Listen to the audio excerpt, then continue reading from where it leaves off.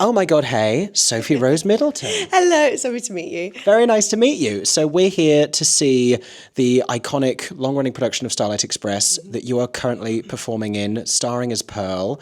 I have so many questions about this experience because I think it's a really unique production. It's also a really unique show. What was your journey coming to this production of Starlight Express? I actually had a bit of a prolonged journey. I auditioned when I was 18 and I was put on hold for the job for like 2 months. And then they messaged saying, the role is no longer available. So that was my first okay, I'm not going to be in it. But I just felt in my soul, I honestly thought, I was like, I have to do this show. I have to do it.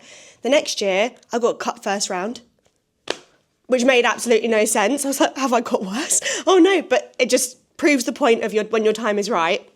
And then I came back 5 years later and I booked Pearl, which is crazy because I don't think when I was 18, I don't think I would have ever actually booked Pearl. I think I would have been a swing.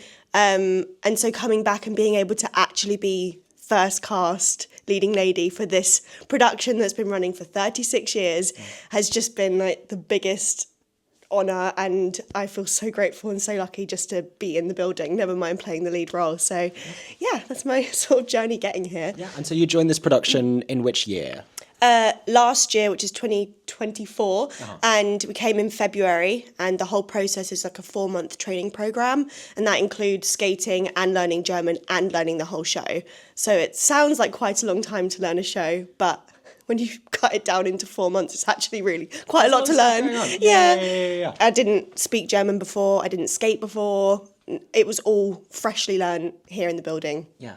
This is an interesting sort of dynamic of the cast here because there are many British performers, there are also German performers, and it's a really international ensemble. So something people may not realise is that you are learning to perform the show in German, as well as, learning the music, learning the script, and learning to do it on wheels as well. Yes, for sure. That's definitely a part. A lot of people aren't sure if we had previous skating training or, if everyone could speak generic German. I mean, people are from all over the world here. We all come with different dialects, different accents. They have to teach individually to every single person's accent. So they'll have people from Southeast London, and then they'll have people from Wales, and we have to be taught differently because the way we understand vowels is completely different.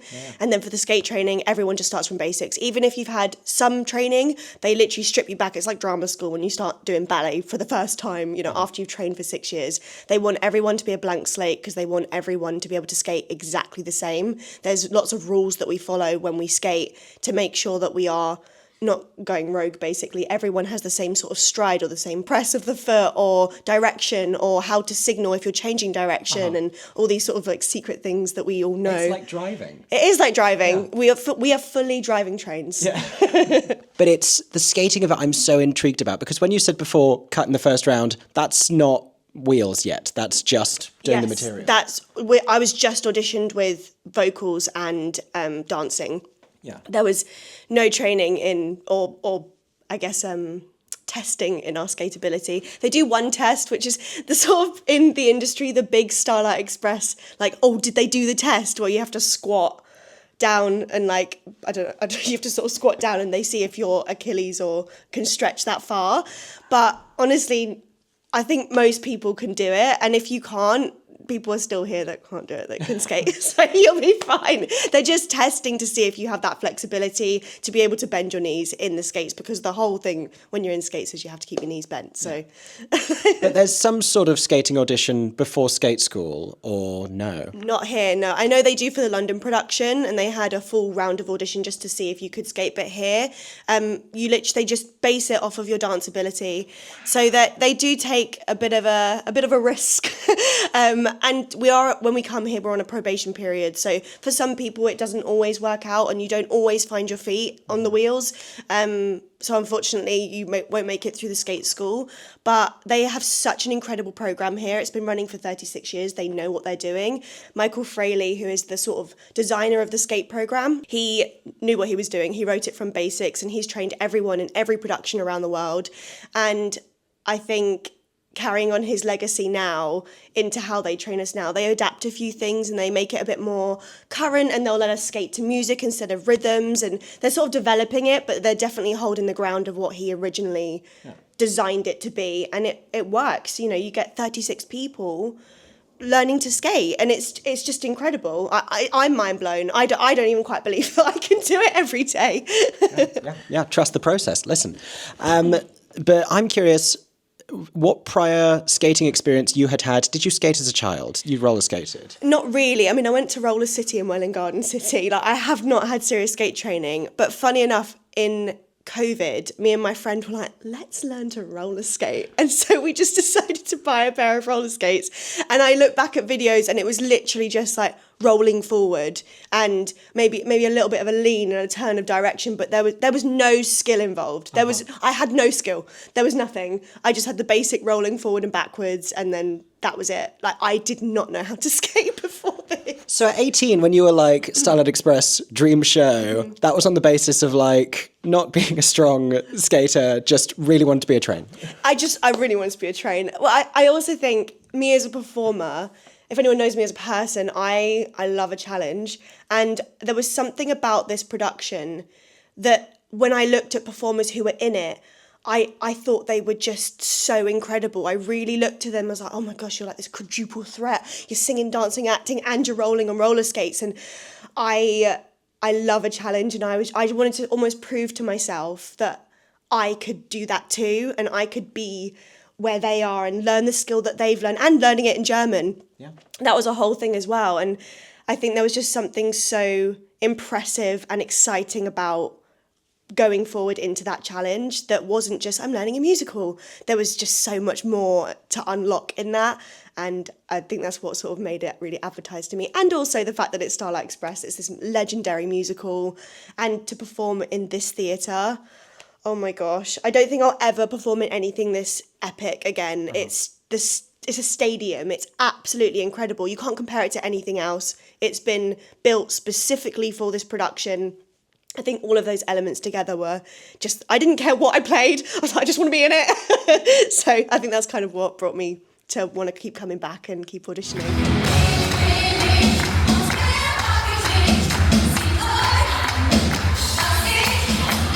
What is that energy like when you're performing, that stadium full of people, and you are racing past them on roller skates doing this high-octane, crazy show? What does that feel like?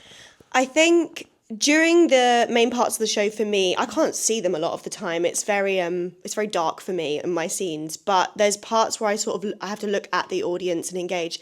And there's a moment in one of my solos where I can look down into like the middle part of the paddock, and there's always a small child that's looking up like and singing along, and I can't get through the rest of the show. I have to look away because it's the sweetest thing on the planet. And I just think seeing what this magic of theatre does so up and close and personal is so incredible. But the biggest part for me, and it's every single show, this show gets a standing ovation every single night, and that's not being like it's just like a feel good, everyone's up on their feet and everyone's having a good time. And when everyone stands up and they're cheering and clapping, it's so exciting, and it's just, you feel the energy coming back at you, and it just makes this, the whole 2.5 hours of heaving around worth it. Yeah. Had you seen the show in the UK prior to doing it? No, so I booked Pearl the week they announced that they were going to do London, yeah. But I have been back and seen it, and it's a completely different production, and it has so many new roles and characters, and the costume design. Like, I definitely think it's worth seeing both. I think they both offer something completely different to each other. I think here the whole selling point is it's the stadium and the purpose-built theatre, and a bit closer to the original story. It's the legacy of it. Yeah. Whereas London is a completely new revival, and they've really lifted it into sort of the now times, and the new designs of everything, and the orchestration is stunning. Then, oh my God, I remember when I was sitting in the audience and I just heard sort of the start of Make Up My Heart and Starlight Express. It's just, I love the orchestrations there. They're absolutely beautiful. Now, you'd done Cats before. Yes. Am I right in saying? So this, I think, because a lot of people love Starlight Express. There is a huge love for Starlight Express of like the diehard fans. And then there are a lot of people who I speak to and they're like, oh yeah, Starlight Express, I've heard of that show. I might go see that show. And I'm like, and I say they're singing trains. They're like, they are what? And there are still people who don't quite understand. But I think Cats is a great entry point to getting like, oh, that's how that show works. Yeah. And that's how this show works. And almost in the same way for performers as well. They're both these iconic sort of mega musicals from the 80s that are kind of, if that's within your skill set, I guess bucket list shows to do. Yeah, I mean, for me, I never ever thought I was going to get the opportunity to do Cats. I mean, it was like a very, very far-fetched dream.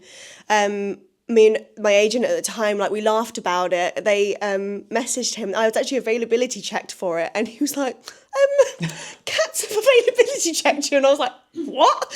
And now I've done it. It is absolutely a show that I feel that I should have done, and I'm so grateful to have done. And like you said, these like mega musicals that are like huge sort of cult following, and cosplayers come to watch. And where I did it, I did the sort of international Korean Taiwan tour, and the fans out there are just incredible. I've never experienced an audience like it. They are so beautifully polite in the theatre. They just sit and watch. There's no eating, there's no shouting. They just sit and receive, and they really do like believe your Cats, and they get so excited. I think having that experience, being able to do that choreography, and I still to this day cannot believe I had the absolute honour of performing the Jellicle Ball every night. Yeah. I don't think I'll ever get over hearing that music and doing that choreography. It truly was, I think, one of the biggest achievements and like thrills of my performing life so far. Yeah. It was so special. And again, if you think you're not right for something, go for it anyway, because you never know. And I think coming from something like that, I had to do a small part of singing in Korean, or like for every audience or place that we were, we honoured the country we were in, and I had to learn a different language. And I think that was actually the sort of the start of me believing that I could learn the German here. And I was like, well, I learned it in Korean. I can learn a whole musical in German.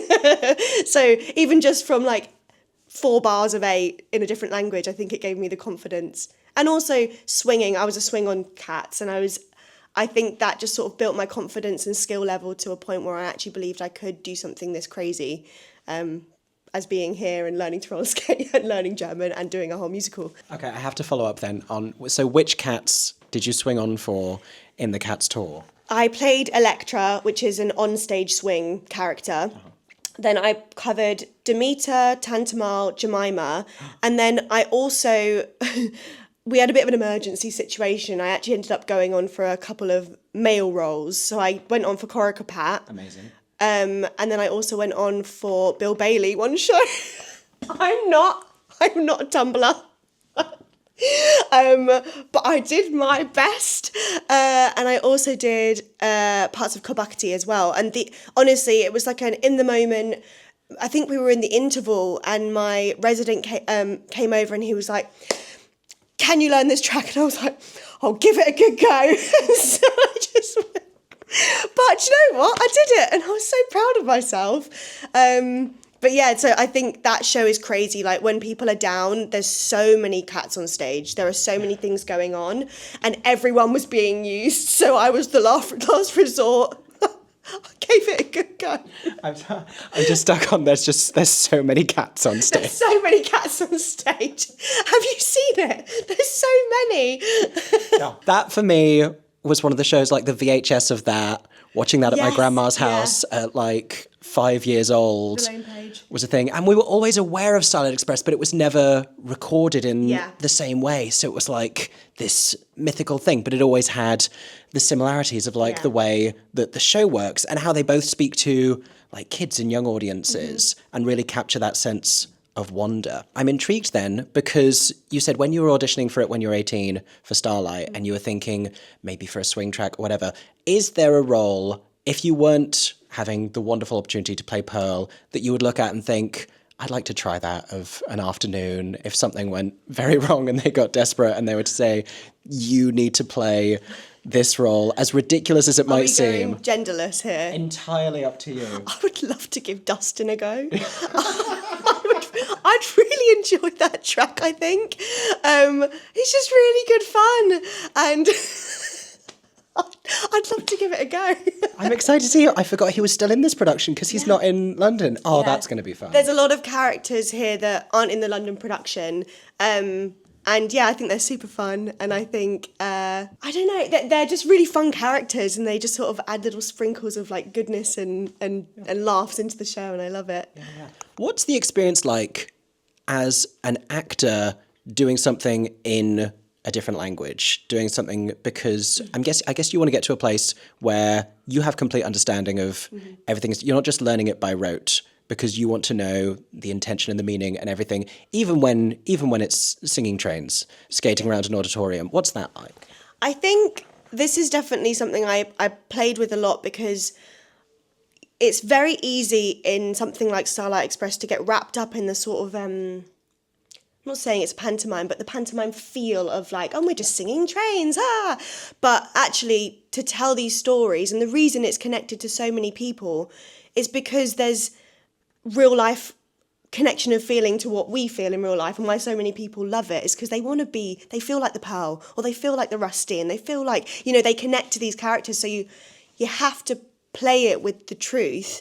And so singing it in a different language adds a whole other layer of, you really have to know what you're talking about. And when we're learning the phonetics, it is literally just phonetics. We're learning sounds. And so once you've learnt the sounds, with our creative team, we then go back and set the scenes, and then they'll go, what are you saying here? And then I remember one time I was like, I actually don't know. I need to check my script. But everything in the script is written in German, and then underneath has a English translation. Sometimes it's a bit of a rough translation, but during the rehearsal process, we discuss the things of like, oh, no, I think she would feel this, and I think she would actually react like this. And after the rewrite in 2018, they completely changed the role of Pearl, which is why she's not pink anymore. They created this whole new element of her being this, she comes into the group fresh and new. The little boy says, oh, I've saved up all my pocket money to get the first class train, and he plonks her down into the playset, and she comes out that like this absolute boss, and she's really powerful, and she's really strong, and she knows what she wants. And I think it was my biggest task was trying to get that across without coming across like a too sassy of a girl. Like, the audience still have to love her and still have to feel like they want them to get together, Rusty and Pearl. And I think the biggest thing from German to English for me was knowing the full statement. So the whole line says, can you whistle for me? You do it so sweetly. Like, how would I say that in English? And then how do I say that in German? Because the inflections are different. Yeah. So I would say, oh, but you do that so sweetly. But the German version of that would be, but you do that so sweetly. So I have to find what actually makes sense in German with my phonetics teacher. And she'll go, no, that sounds correct. And then it goes opposite to my brain. But then I have to place it in a part of my brain that feels true. But it is hard. It is a big challenge. And you can just say the words, but what does that do for the audience? They don't connect to what you're feeling and what story you're telling. So I definitely think it's a task to try and get right. But do it all right. Wem von beiden sage ich nein? Ich weiß wirklich nicht, wem sage ich nein? And then you're also living here, doing this as well. What would you say to young performers who want to take these opportunities but are maybe a little intimidated by the prospect of moving to a different country or doing an international tour, doing a cruise contract, and sort of being immersed in that world of the job and being completely away from everything they know? I feel very passionately about this subject. I think every person, especially if you're young or a new grad, take the travelling opportunity. you can earn so much money on a cruise line and you can save it, and then that's banked, and that's such a good setup for your life. Or if you have to pay off your training debt, such a great start. Travel. It is the most incredible thing, meeting cast members from around the world, meeting different cultures, learning new things, separating yourself from your hometown and everything you've always known. It's hard, and it's a big brave step, but I just think it is the best thing you'll ever do for your own growth. And also, it gives you an opportunity to work with creatives that you'd never worked with before. I mean, I was so fortunate with who I got to work with. When I did Footloose, I did the original Broadway creatives. I would never have worked with them in the UK. And even Six, they flew out and they had the UK production original creatives teach us the show there. Again, that's another opportunity. And then even just down to just take the leap. Just take the job, take the leap, give it a try. If you don't like it, it'll be over in a couple of months. Yeah. But at the end of the day, you're performing, and really, isn't that what we've all just dreamed of doing? It just being in the room, being creative, meeting new people, just showing your talent, presenting to an audience. For me, as long as I'm doing that, I honestly could be anywhere in the world. I just want that opportunity to actually be there and be with the people and feel like I'm actually doing it. Doing what 12-year-old me always dreamed of doing. And I think I actually said to my agent before I got this job, I want to stick to sort of West End UK tour. Mm-hmm. I'd been away my whole career travelling. I was like, right, we're going to hone in on London. Literally, this was my first audition back after Cats. It was 1 week that lasted, and then they offered me Pearl, and I was like, well, I'm going to Germany. So I never saw that coming, but this has been one of the best things I've ever done. And to be honest, I wasn't sure about moving to Germany, but it's an amazing place, and there's so much to see and so much to do. You know, when you go a little bit outside of Bochum, and everywhere's so accessible, but to be here with this show in this theatre that's been running for 36 years, I couldn't say no to that opportunity. So I think if you get an opportunity to do any sort of travel with this job, take it and then make your decision. Yeah.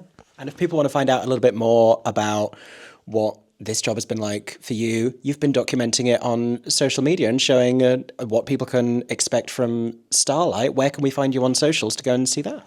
At Sophie-Rose Middleton. I have my Instagram, my TikTok. I mainly started my TikTok because I just thought there's so much that happens out here that no one actually knows about. Right.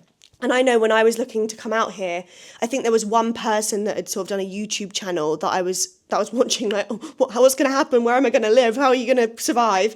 But actually, it wasn't scary, and I just hope that if you do see my sort of skate training videos, or I have some funny falls in there. I hope you find it as entertaining as we've found it to experience it, and hopefully it gives anyone sort of that's looking to audition or maybe to come here soon a bit more confidence in the joy that we've had and the excitement of the experience. So I hope that makes people feel excited. Yeah. Well, if we weren't already excited to see the show this afternoon, I cannot wait to see you in it. Thank you for taking the time to chat to us, and we will see you on the tracks. Oh, thank you so much for having me. Thank you. For 10 more seconds, I'm MickeyJoTheatre. Oh my God, hey. Thanks for watching. Have a stagey day. Subscribe!